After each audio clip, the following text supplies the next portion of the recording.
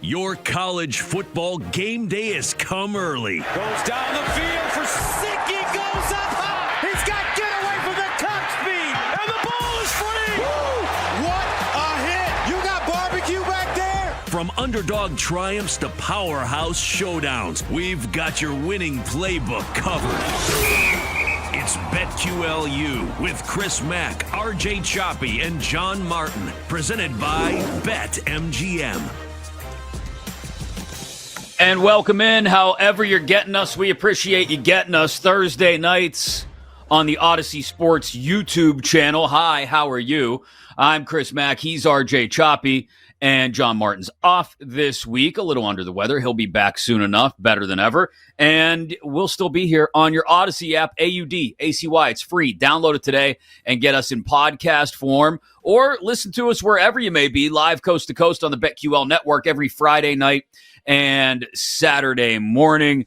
Choppy, we had plans. We were going to talk all about the national title game and Michigan's absolute dismantlement. I think that's a word. It is now. If not, I made it one. Dismantlement of Washington. But not long before we put together the plan for this week's show, the God, Nick Saban, decides to hang him up at the age of 72. He retires on Wednesday with 7 national titles, 11 SEC titles, 12 SEC West Division titles, and just at Bama, a 6-time national champion, 9-time conference champion, 206 victories and only 29 losses in 17 seasons. This is a 5-time SEC Coach of the Year and the standard bearer for college coaches in the last, 3 or 4 generations of college football.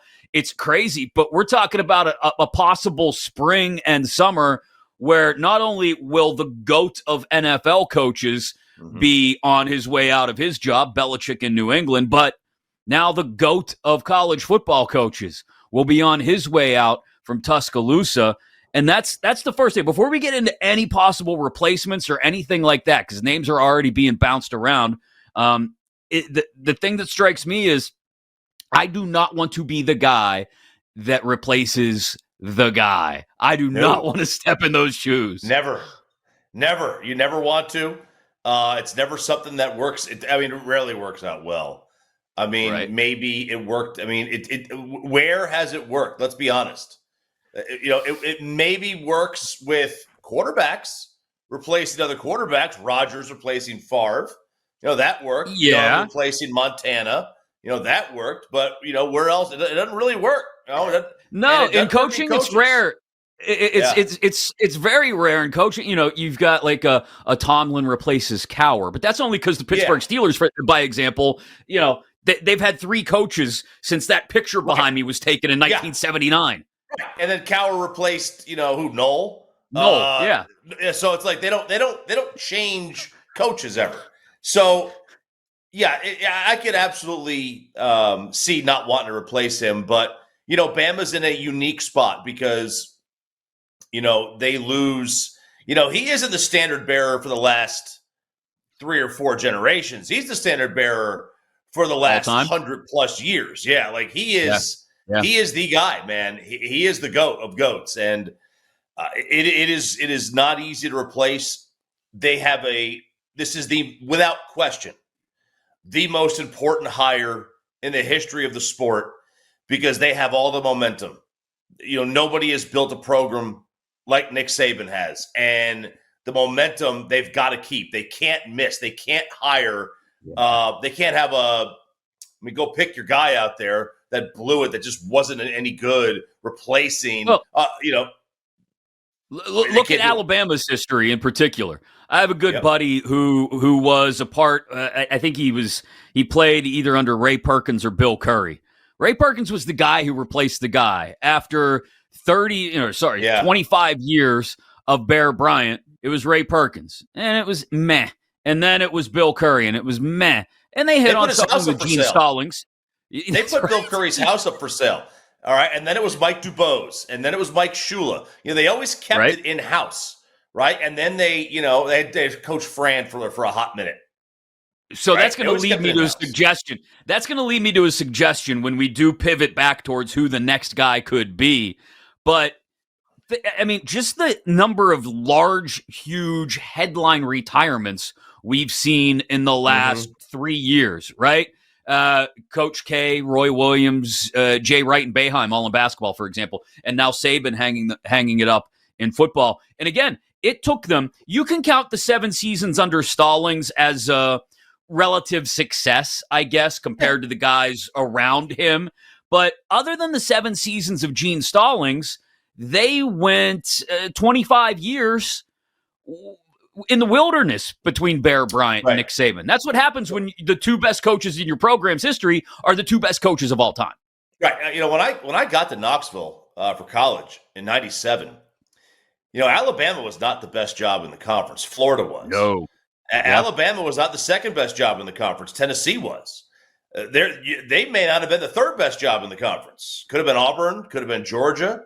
Could have been Alabama. Could have been LSU. But LSU was a nothing. They weren't that great of a program. A lot of those programs were dealing with probation. The 80s and the 90s in the SEC was like a wild era, man. So, there's a situation where, Bama's they've been the team that's kind of been floating around aimlessly with no direction before. It's a super important hire.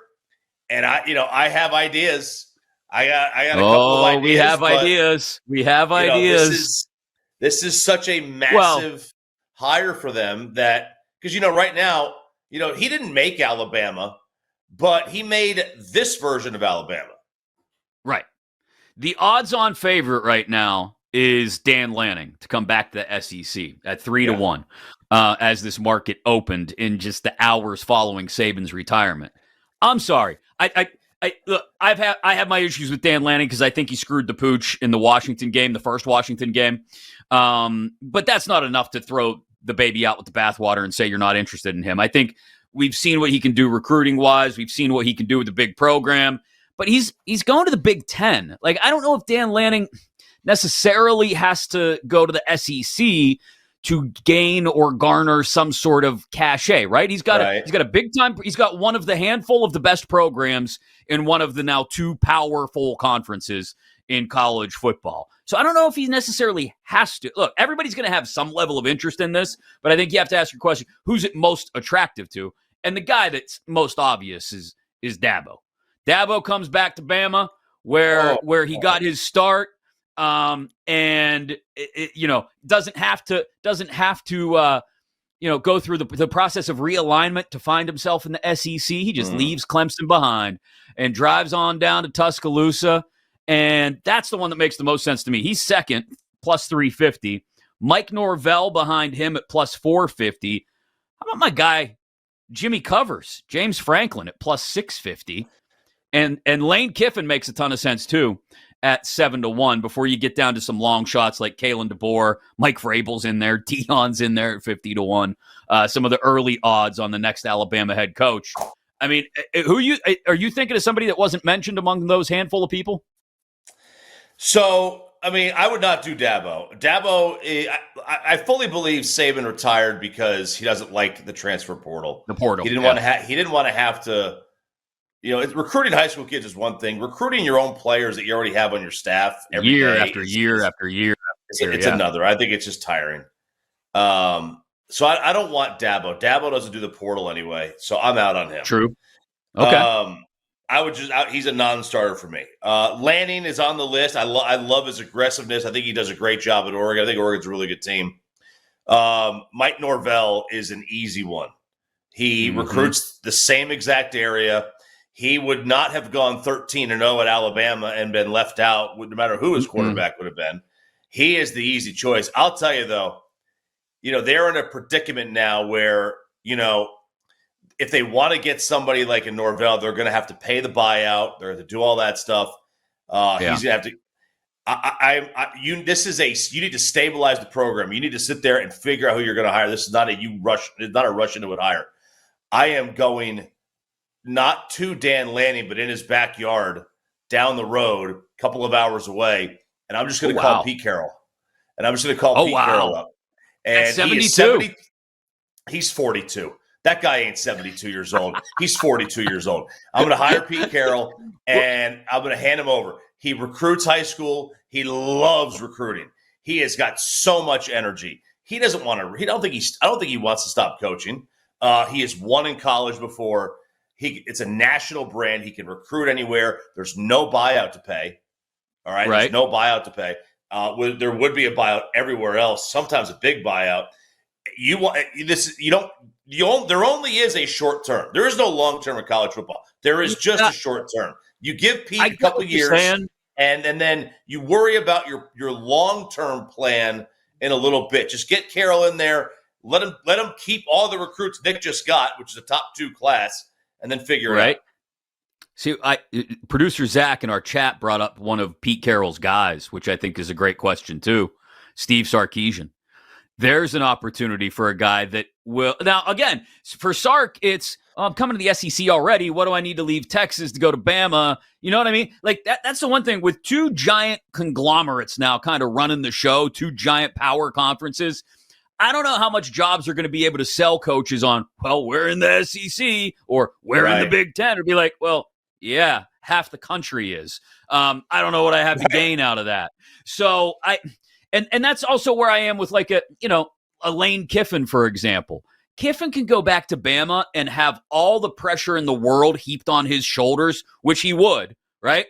And the first minute indiscretion or screw up, they're going to nail him to the wall. They're just dying to do that with Lane Kiffin. Meanwhile, he can stay in Oxford and just kind of do his own thing, and it's all good. They're happy just to win 9 games a year. I wouldn't do if I was Bama, I'd be down on Sark. But if you're Sark, all due respect, you've got a better job now. As great of a job as Alabama is with Saban, it's a better job with Saban. Without Nick Saban, I mean, Texas has always been arguably the best job in the country from a recruiting standpoint. He doesn't have to get on an airplane. He doesn't have to drive more than about 4 hours in any direction to get every player he wants. And he's already going to the SEC. If I'm Sark, I don't go anywhere. I've got the top job. I've got the top job in the country. But if you want, and you don't want to, why would you want to follow Saban? You just want to the Final Four. You don't want to follow Saban. They'll put your house up for sale there. They'll throw a brick through your window. You don't want any part of that.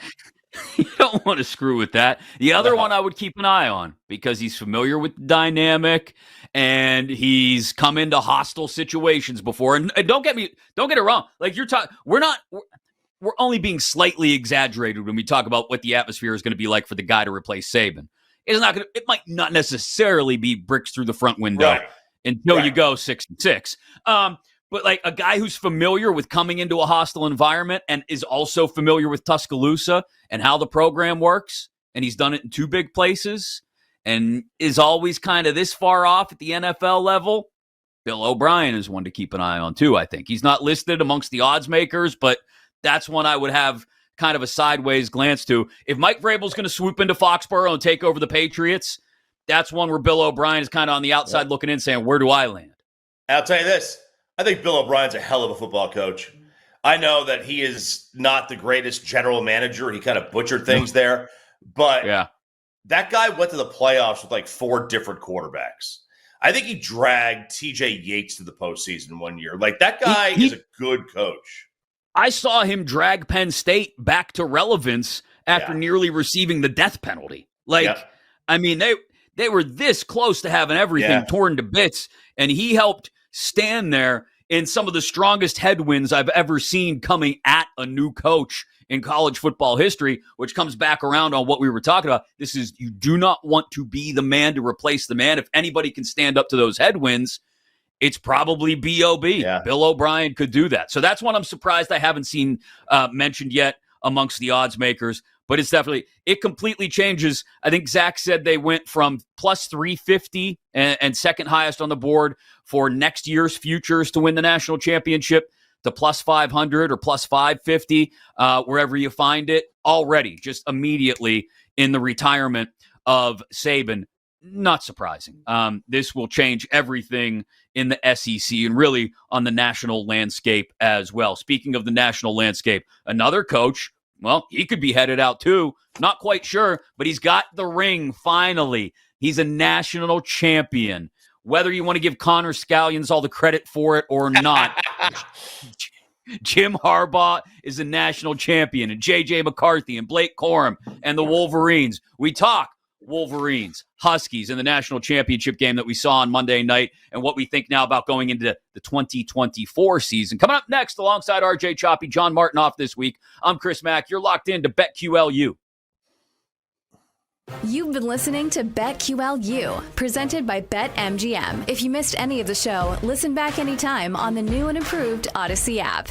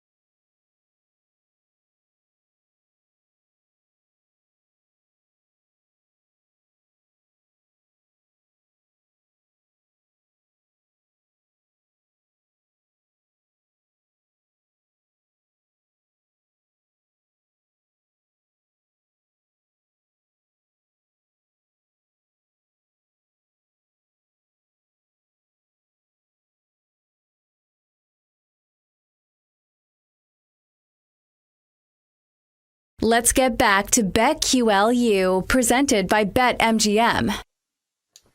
And welcome back in alongside RJ Choppy. I'm Chris Mack. This is BetQLU every Thursday night on the Odyssey Sports YouTube channel. We are there for you. And of course, as a podcast inside your Odyssey app, it's free. Download it today and take us with you wherever you're going, whatever you're up to.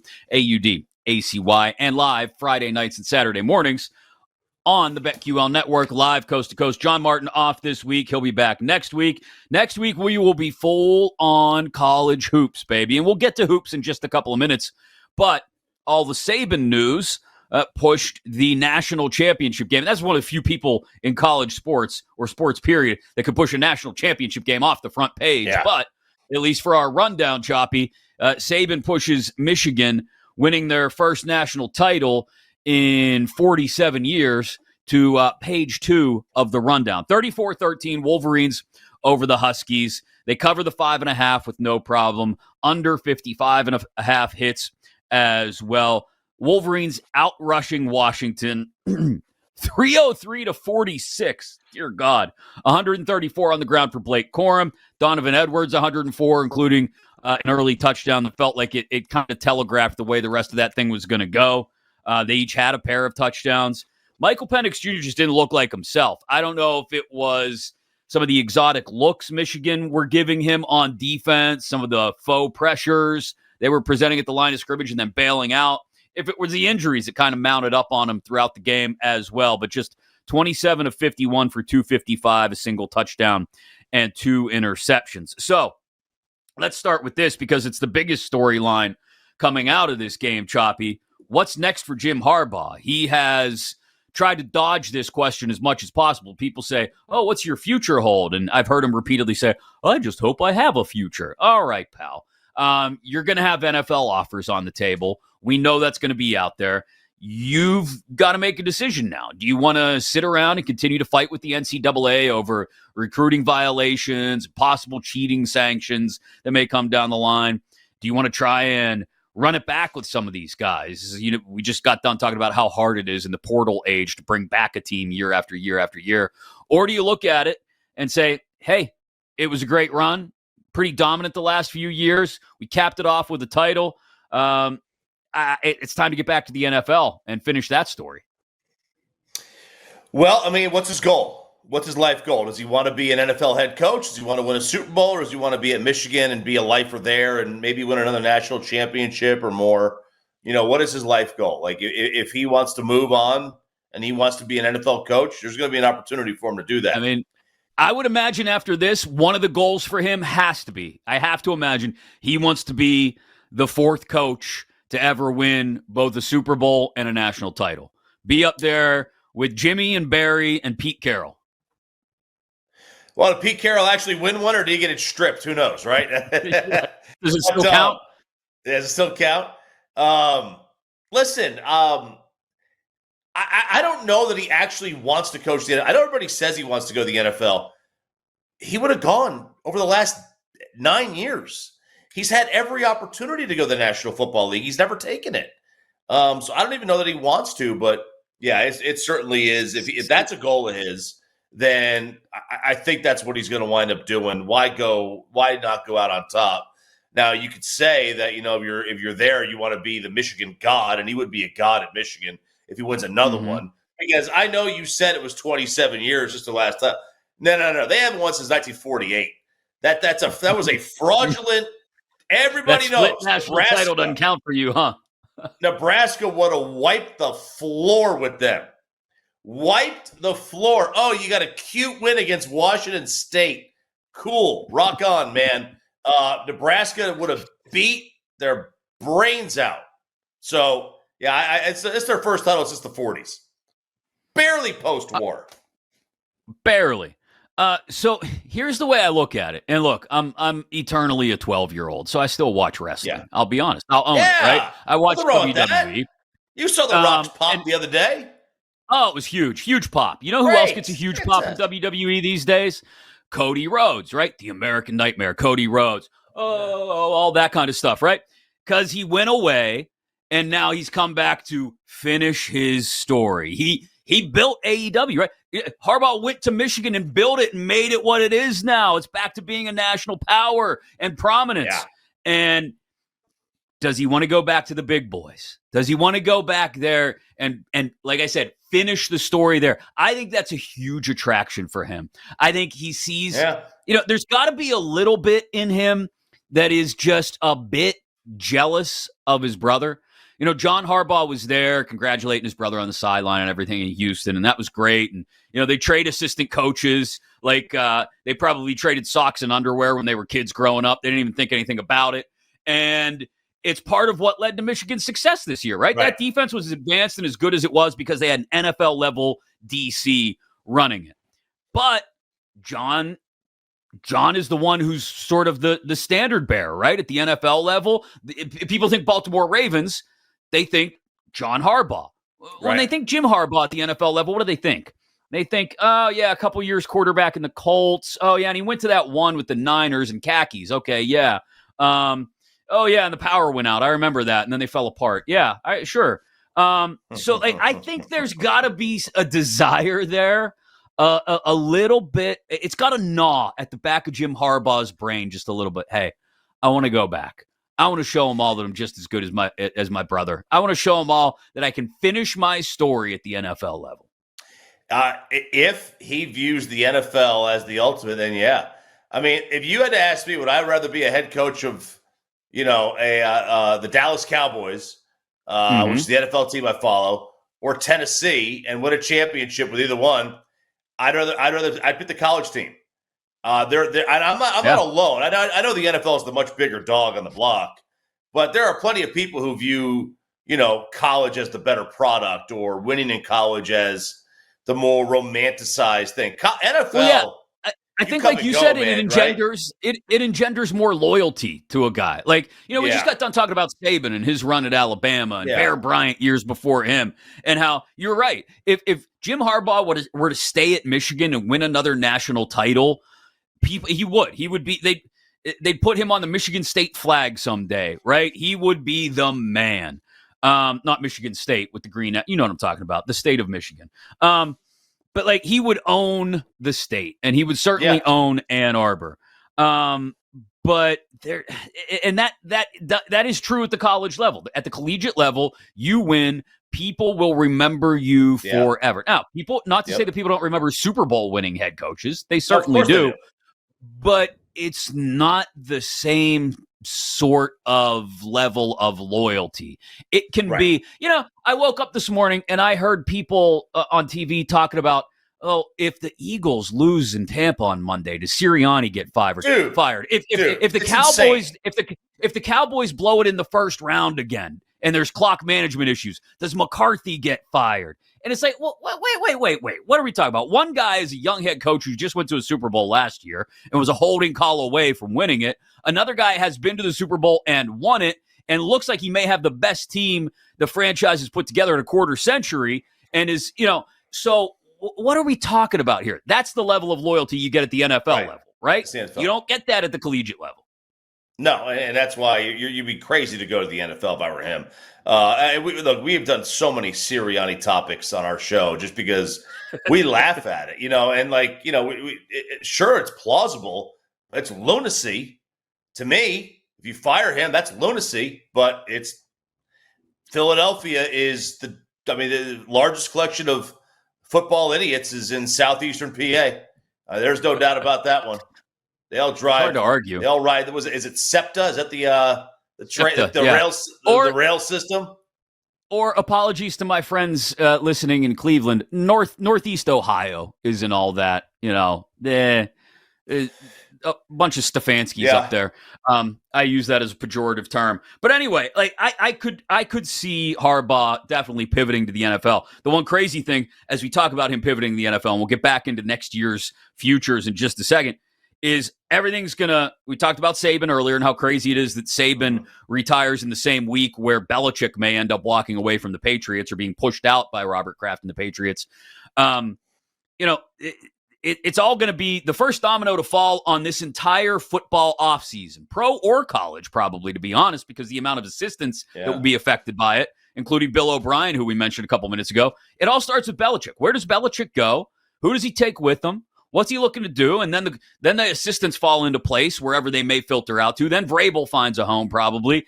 And then the quarterbacks start to find homes. And then guys start to filter out to the college level. So this is the amount of not just, look, we get coach movement every year, both at the NFL and collegiate levels, but just the amount of big name movement that we're going to have, on in a week where Pete Carroll basically is shoved into retirement and Nick Saban decides to hang him up. And we're still waiting to find out what happens with Belichick and now Harbaugh, who knows.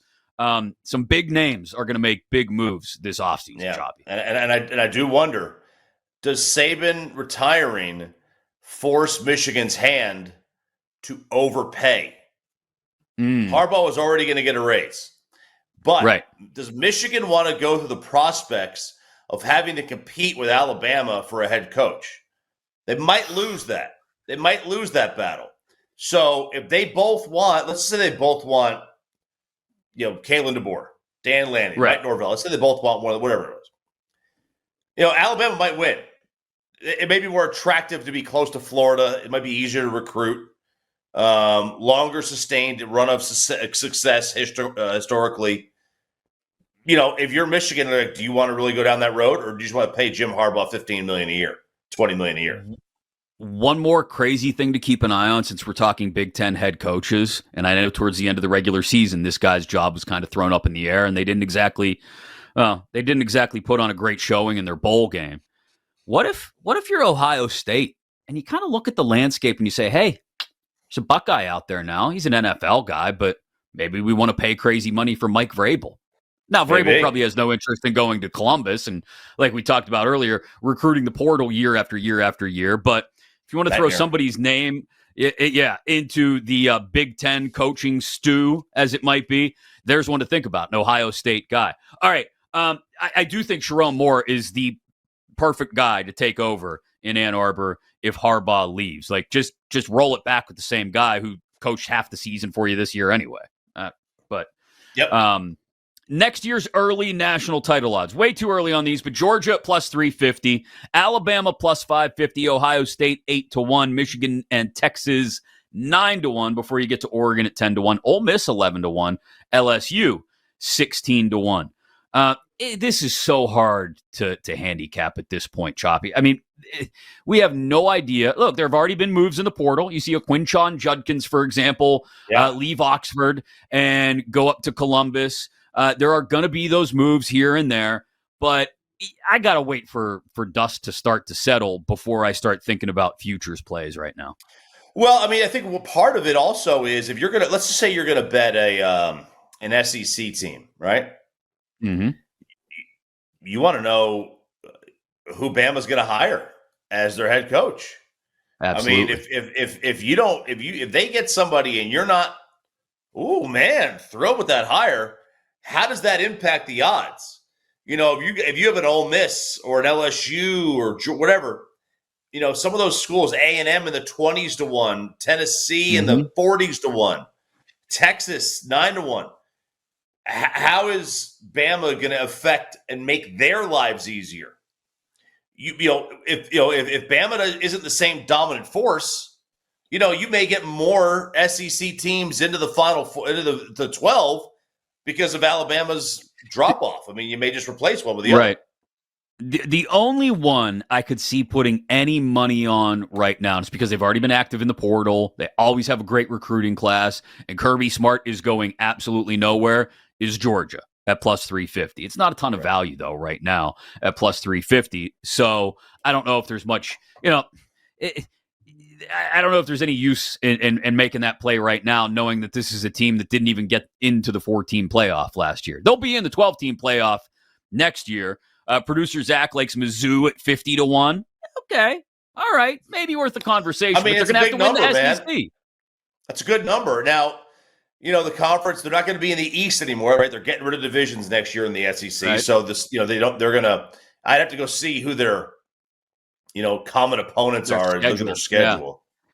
Yeah. The one thing is, I just said they're going to have to win the SEC. That's not right. Like I'm going to walk that back. You don't have to win the conference anymore. You don't.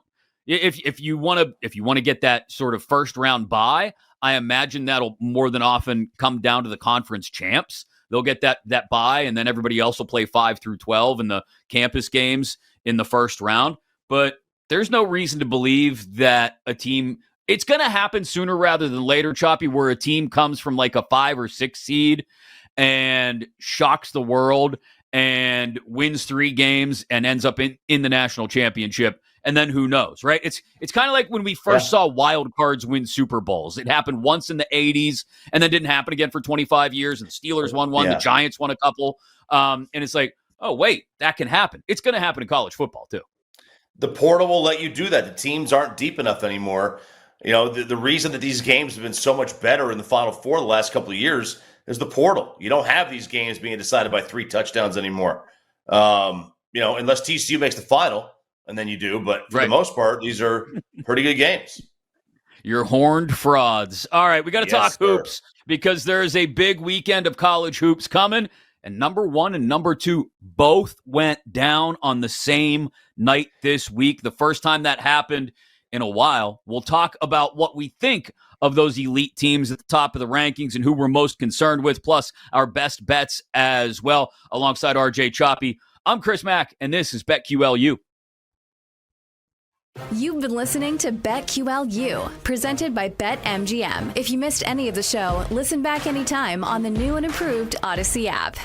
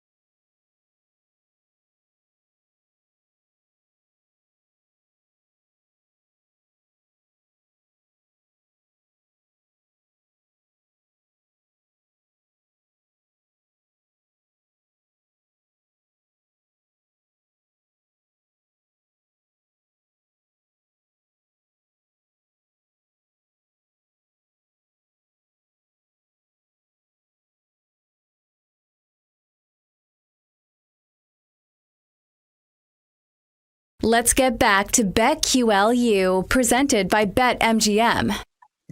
And welcome back in. John Martin off this week alongside RJ Choppy. I'm Chris Mack. It is BetQLU on your Odyssey Sports channel on YouTube. And, of course, as a podcast inside your Odyssey app, AUDACY. Download it today. It's free. You can take us with you wherever you go. And really, however you get your podcast, you can snag BetQLU and also hear us live on the BetQL network every Friday night and Saturday morning. So we've talked Saban, we've talked Michigan and Harbaugh and next year's early lines, futures. Let's talk about hoops. Let's talk about number 1 and number 2, Choppy, both going down on the same night this past Tuesday. First time that has happened in a couple of years when Arizona and the Zags both lost February 26, 2022. Purdue's lost a couple now. This was the Cougars' first loss. Houston, number 2 in the country, to Iowa State. But both games on the road. We know what playing on the road in the Big Ten can be like, how tough it is. Houston is in the Big 12, which is just absolute murderer's row. You and I have been talking about that for years now, back to before we were doing this show. So that being said, any more concern about one of these two programs over the other, or anybody really at the top of the rankings that you look at and say, I'm worried about that team there. They look like they're vulnerable. Not with those teams. Not with those two that lost. I'm not really super worried about them. I mean, listen. When you look at from Houston's perspective, they're going to have to go through a gauntlet they haven't gone through before in the Big 12, right? They've been playing an American Conference schedule, and that's just a lot different than the Big 12. The Big 12 is a nasty big dog on the block, and it's just going to be very difficult to navigate that. This is going to tell us a lot about them. Their defense is top rate. They are just a phenomenal defensive team. Purdue, it's and the same thing with Houston. They opened up conference play. It was road game. It wasn't technically the open of conference, but those road conference games are no joke. They are no joke. Yeah. So they're tough to navigate through sometimes. And at the end of the day, we're dealing with 18, 19, 20-year-old kids, and they get rattled by road environments. It's a difficult thing to have to deal with, especially when it's say your first true road test of the year. Not every team has played road games, like real road games yet. Some have played these, good competition at in the Maui Invitational or the Battle for Atlantis or wherever, and that's not a road environment. No, there's barely anybody sitting in the seats at some of those, right? It's like you're playing in an empty gym. Your parents are there, maybe, if they were lucky enough to make the trip. Absolutely. Purdue still national title favorites at plus 850. Houston third at 11-1.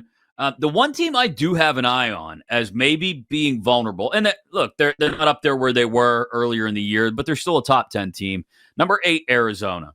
They've already got 2 quad 2 losses.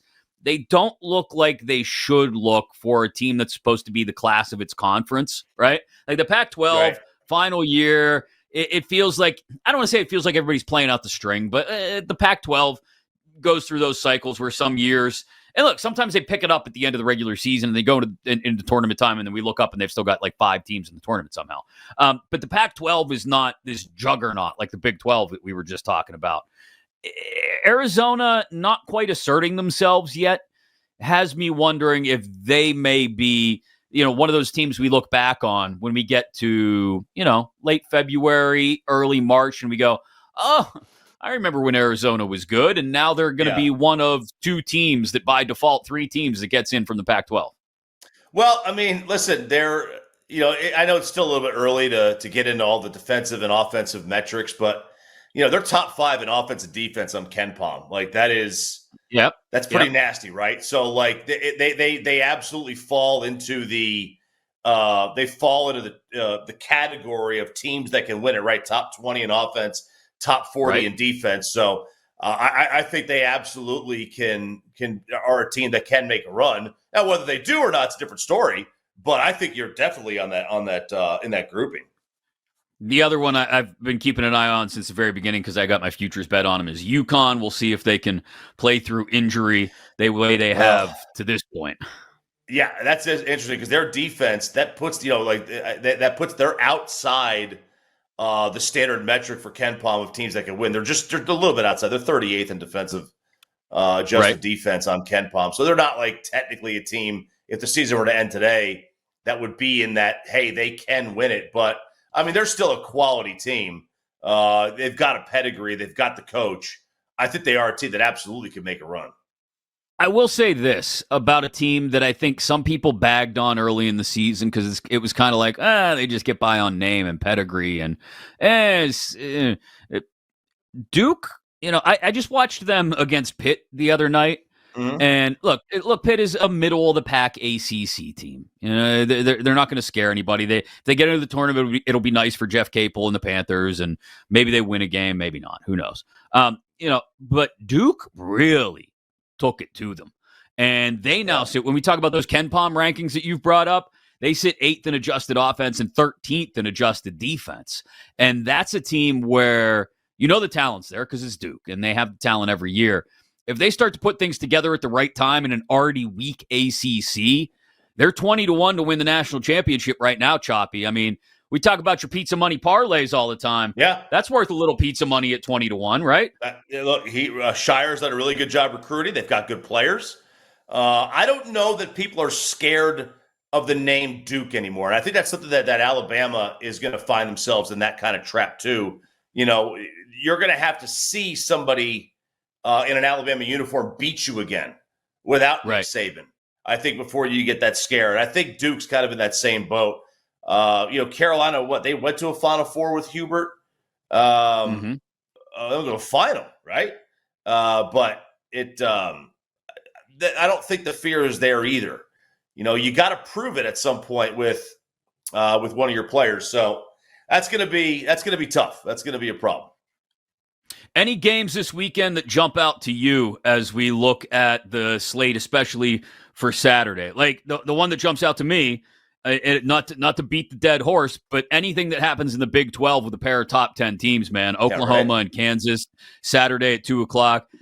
The Ken Palm projected line right now as we speak is Kansas by 4. Look, man, it's on the road. That's the only thing that gives me pause. But I saw TCU damn near take down Kansas a couple days ago. We were texting as that game was coming to an end. And I've had my questions about Kansas since the beginning of the year. I don't know what it is about the eye test for me that they don't pass. They're a good team. They're a great team. But there's just something about them. Maybe it's the fact that the level of competition in the Big 12 is what it is, like we said. But I could see Oklahoma going into Lawrence and winning one. I could too. I'm a little intrigued about Cincinnati going to Baylor this weekend as well, and Houston playing a road game, another road game at TCU, and seeing how they fare with that one. But this is not necessarily the greatest weekend slate that we're going to have all year. It's okay, it's fine. Florida Atlantic's had some bad losses on the season. They've had some great wins and some bad losses. They've got UAB. But this weekend is not the best one we're going to see.